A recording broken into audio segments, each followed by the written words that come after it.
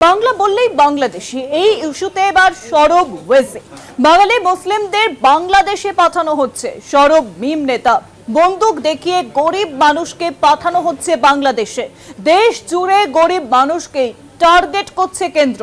এবার পোস্ট ওয়েসির এবার কিন্তু যে বাংলা বললেই বাংলাদেশি সন্দেহে কিন্তু যে ইস্যু বারংবার সামনে আসছে সেই ইস্যুতেই এবার সরব হয়েছেন ওয়েসি।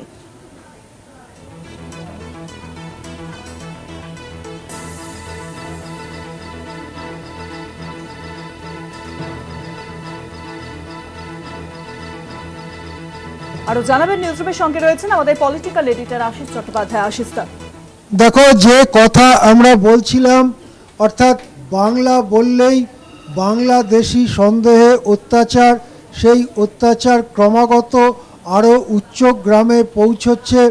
এবারে সেই কথার সমর্থনে সর্বভারতীয় স্তর থেকেও সমর্থন আসছে।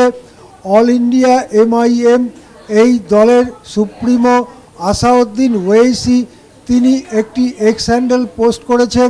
সেখানে তিনি গুরুত্বপূর্ণ প্রশ্ন করেছেন যে কেন বাংলা বললেই বাংলাদেশি বলে টার্গেট করা হচ্ছে, বিশেষ করে গরিব মুসলিমদের টার্গেট করা হচ্ছে কেন। এই ব্যাপারে ওয়েইসি প্রশ্ন তুলেছেন। গুরুত্বপূর্ণ এই প্রশ্ন তুলেছেন হায়দ্রাবাদের লোকসভার সাংসদ, এবং তিনি সারা দেশে সংখ্যালঘু সম্প্রদায়ের একটি অন্যতম মুখ হিসেবে গণ্য হন। তিনি যখন এই প্রশ্ন তুলছেন, তিনি বাঙালি নন, বাঙালিদের সঙ্গে তার কোনো সেরকম সম্পর্ক নয়। তা সত্ত্বেও তিনি যখন প্রশ্ন তুলছেন তখন এটা বোঝা যাচ্ছে আসলে ব্যাপারটা আর পশ্চিমবঙ্গের ইস্যু হয়ে থাকছে না, সারা ভারতের ইস্যু হচ্ছে। এদিকে ক্রমশই প্রতিদিনই ভয়ানক নানা রকম খবর পাওয়া যাচ্ছে। যেমন একটি খবর কালকে রাত্রেই এসে আমাদের কাছে পৌঁছেছে যে মহারাষ্ট্রের ভাসি অঞ্চলে উত্তর 24 পরগনার একজন রাজমিস্ত্রি নির্মাণ শ্রমিক কাজ করতে গিয়েছিলেন। তারপরে তিনি নিখোঁজ হয়ে যান। গত রবিবার থেকে তার স্ত্রী যখন থানায় এজাহার করেন, তারপরে তার দেহ উদ্ধার হয়। কয়েকটি খণ্ডে কাটা দেহ বস্তাবন্দি অবস্থায় একটি পুকুর থেকে উদ্ধার হয়। এই ভয়ঙ্কর খবরে চমকে গিয়েছি আমরা। এটা সেই বাংলাদেশি সন্দেহে খুন নাও হতে পারে, হতেও পারে, সেটা কেউ বলতে পারছে না, কিন্তু এটা ঠিক যে তিনি একজন বাঙালি মুসলিম উত্তর 24 পরগনার বাসিন্দা।